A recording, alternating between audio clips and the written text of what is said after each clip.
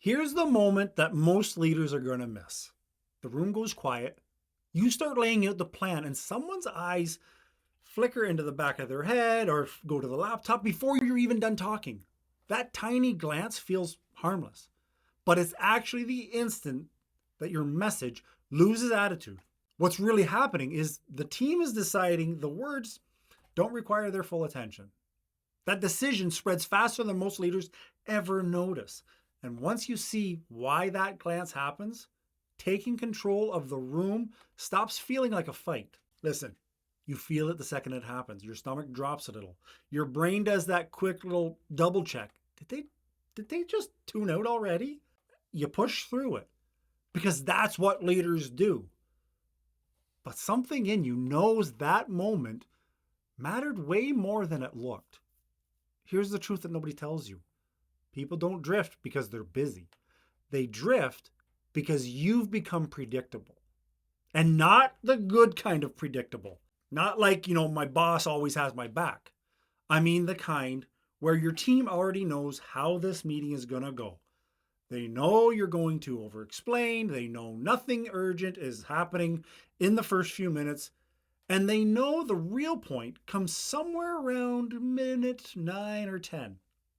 So the second you start talking, their brain goes, cool, I've got a few minutes. Boom. You've lost the room before you even landed the first point.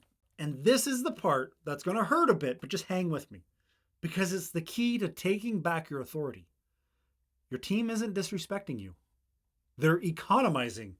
They're saving energy. They're responding to the pattern that you unintentionally built. And here's the wild part. They don't even realize they're doing it. It's automatic. It's subconscious. It's a survival mechanism for overloaded brains. Your team listens with intensity only when they believe your next sentence will change what they do next. If they don't sense that, attention drops instantly, no matter how important the topic is. And once you understand this, the whole dynamic starts to make more sense. Now, let's talk about why this teeny pattern absolutely wrecks your leadership if you don't address it. Because when your team quietly decides you're not worth their full attention, they don't just check out of meetings, they check out of you. And it shows up everywhere. You give direction and someone says, oh, I didn't catch that. You set expectations and people didn't realize there was a deadline attached. You outline priorities and your team still asks, okay, so what's actually urgent? It's not incompetence. It's a lack of signal. Authority isn't built by speaking. Authority is built by what happens because you spoke. And when nothing happens, your credibility goes down the drain. This is why so many leaders feel like they're stuck chasing people, repeating themselves, following up like a broken record. It's not that the team is rebellious or lazy, it's that you've unintentionally taught them your words are optional. And look, this isn't to make you feel bad. This is to show you the exact moment that everything started slipping. Because once you can see where it breaks, you can rebuild it and you can do it fast. Respect, attention, authority, they're not built from grand speeches. They're built from small, consistent signals that say, when I talk, things move. And right now, your signals are too soft. Not weak, just softer than you think. So here's the part that's actually fun, if I could say that. You don't fix this with big old power moves. You don't fix it by being stern or demanding or turning every meeting into a motivational rally. You fix it by tightening your language, shortening the distance between your words and the action, and signaling movement right away. This is where most leaders, they kind of mess up. They think that people will give them attention first, and then they'll land the clarity. Nope, we got to flip it. You give the clarity first, people give the attention second. The fix is this: lead with direction, not explanation. Not in a bossy, like chest puffed out kind of way. I don't know why I felt like a gorilla there, but you just want to lead with intention.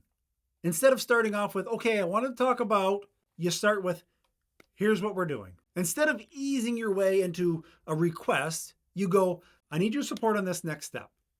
Instead of warming up the room, you anchor it. By the end of this meeting, here's what we're going to have decided. Short, clean, purpose forward. Because the second your team feels the conversation has movement, their brains lock in. This is the exact type of shift we work on inside the Better Boss Club. And honestly, if this is resonating with you, you're going to fit right in. It's not some corporate training vibe.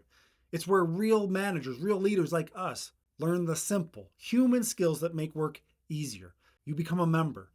You get tools, you get scripts, yes, but you also get a community of like-minded individuals who you don't need to be embarrassed to share questions with, who will support you on your wins. Okay, enough about that. Let's get back into, once you start leading with direction, you're going to notice something interesting. The room's going to get quieter in a different way. Not in the, oh my God, is he still talking? Not that kind of boredom, but the everyone's actually listening kind of silence. And to make this stick, you're going to need one more layer. You have to stop padding your sentences.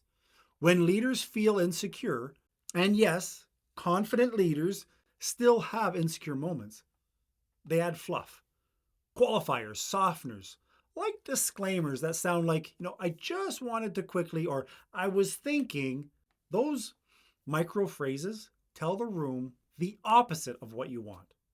They signal, this isn't urgent, this isn't final, this isn't worth locking in on. So you need to clean them up. Not to be harsh, simply to be clear. And here's the mindset shift that's really going to drive this home. You don't need your team to like every decision you make. You just need them to understand it. Clarity doesn't come from being nice. Clarity comes from being unmistakable. When you drop the fluff, people stop guessing what you mean. They stop interpreting your tone. They stop waiting to see if you're serious. They know it. And when they know, they act. And this is also where you get to regain the invisible authority you think you lost. Not from raising your voice, not from new rules, but from becoming the leader whose words consistently lead to action. If you got a little bit of information that you think you can use, I highly recommend you subscribe, because this is what we do here. And once you've done that, get your coffee, and I'll see you in the next video. If I don't see you in the Better Boss Club before then.